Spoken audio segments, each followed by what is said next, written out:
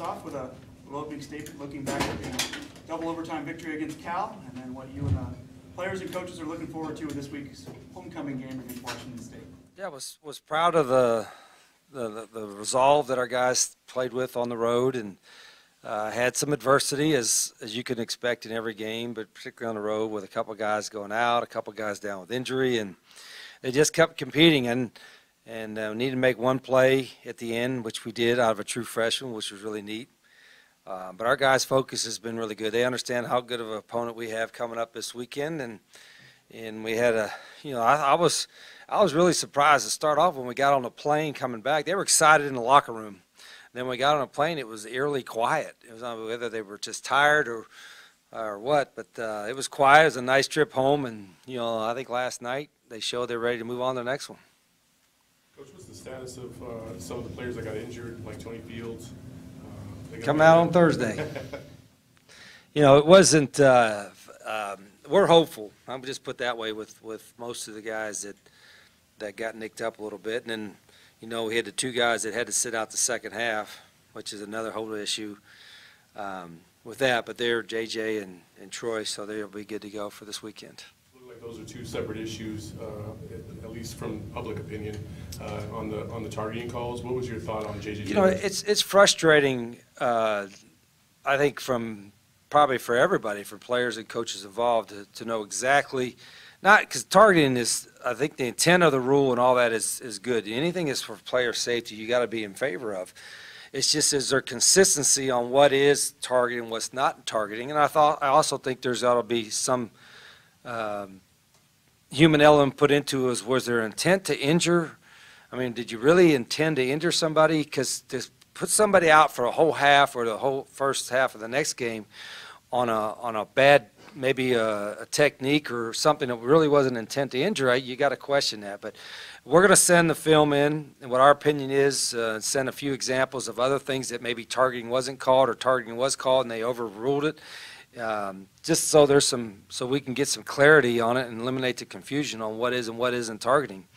I think in JJ's, I got my opinion on it. With this defenseless player, that's the argument because he didn't lead with his crown.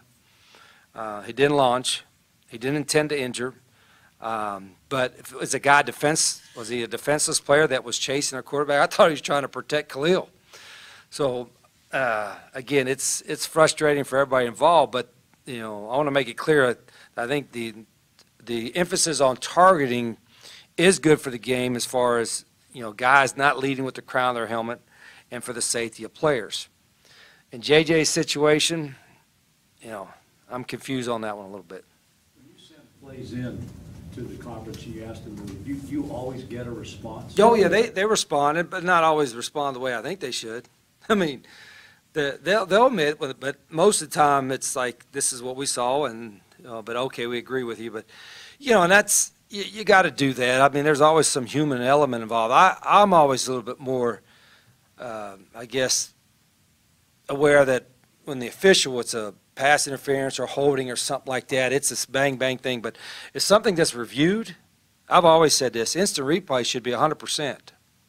The difference in instant replay here with this one is there's some human element of opinion on it at times. But instant replay things should be at least or close to 100% correct because you got the ability to rewind it back and forth and truly see it.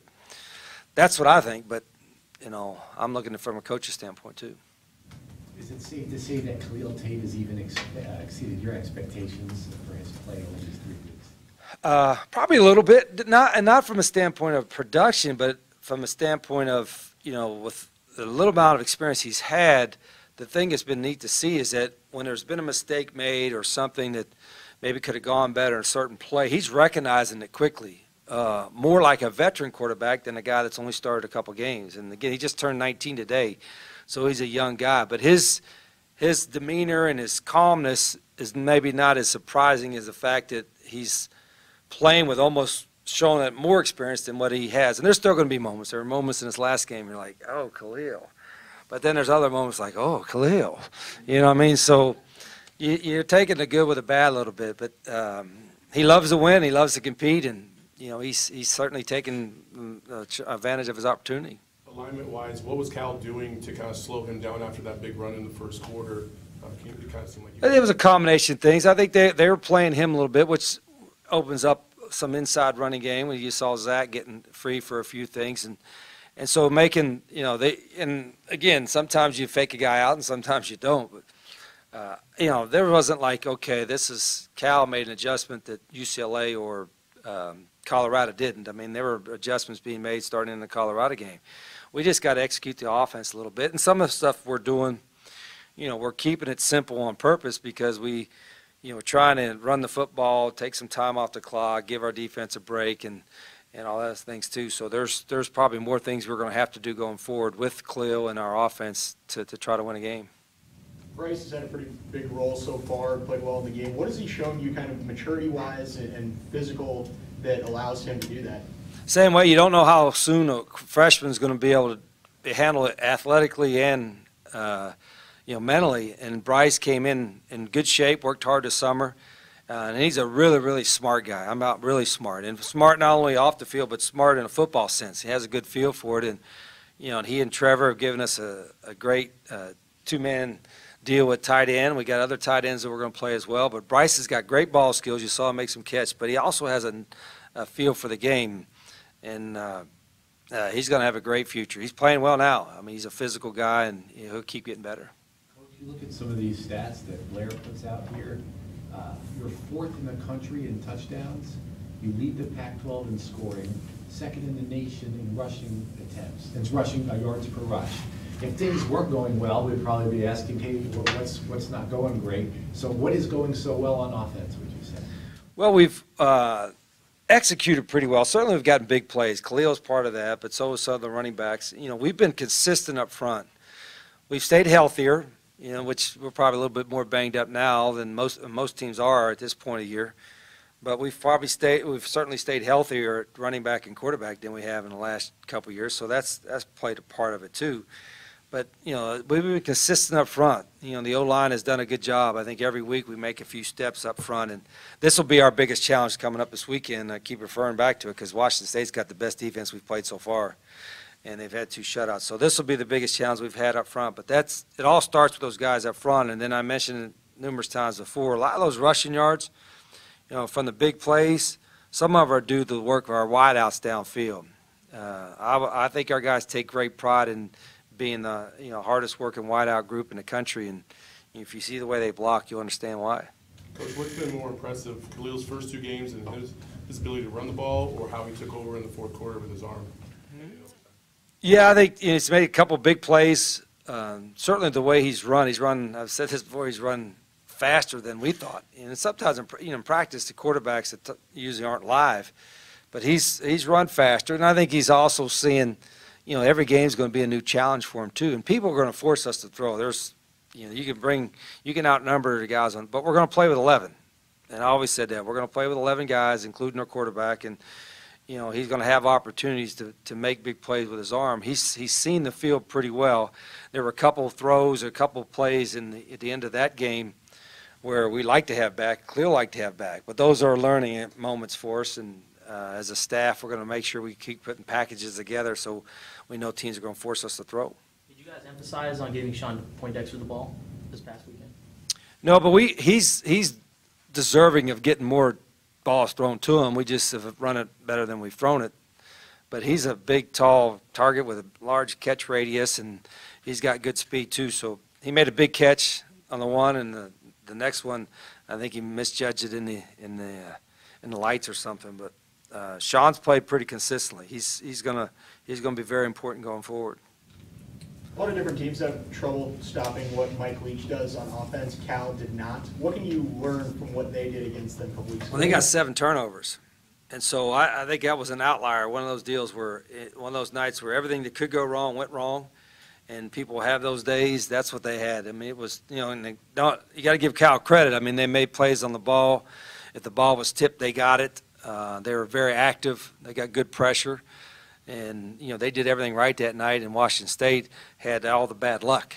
So we're going to need that. We're defensively, we're playing hard, we're competing, but we gave up 13 third down conversions. We're playing a team that will expose you. if you're not gap sound or if you're not technique sound. And so it's a big week for us defensively to get ready. Do you have to motivate the team at all against Washington State after what happened last year? Yeah, I talked about it. I said somebody's going to talk about revenge. That word's used way too much. It's like, you're not defending somebody that injured your family or something like that. I mean, you got embarrassed in a football game, and I think probably redemption is more than a proper word than revenge. But there's no question it was embarrassing, terrible. Every bad adjective you could have about it, but that was a long time ago. This is a completely different team, but we've certainly got a lot to prove against them guys for sure. What did you think of Jarius Wallace's performance under difficult? Yeah, I think that was something maybe not talked about a whole lot, at least in the last 24 hours, whatever, is of what Jarius did coming in. I mean, Troy was in for an injured guy, and then Troy was out, so all of a sudden Jarius is in there, and he, even though it wasn't perfect, I thought he made some terrific plays. I thought for a guy that really hadn't played much other than special teams, he did an outstanding job and give us a lot of confidence because he made the interception he made in the red zone was an outstanding play. Perfect technique, good with his eyes. Coach Adai's done a great job with him, and that was neat. Now all of a sudden we got another guy we can trust to put in there when we do get everybody back and healthy. But I was really proud of Jarius, and Jamal was at the safety position. You're scrambling a little bit the last couple of weeks, and Coach Adai did a great job, and Jarius was really, really proud of his performance. Sometimes a guy just has a knack for finding the ball or making a big play. Is Colin Schooler one of those guys? I think so. I thought that a little bit when we recruited him, because he was obviously a great high school player, but I'm talking about as a running back, as a linebacker, special teams. I mean, he did everything, and he's a football junkie. He loves football. He loves everything about it, preparing, and we had a sense of that when we recruited him and signed him. Had a sense of that in August camp, and as the game's going along, he's continuing to show that. He's going to keep getting better because he loves football.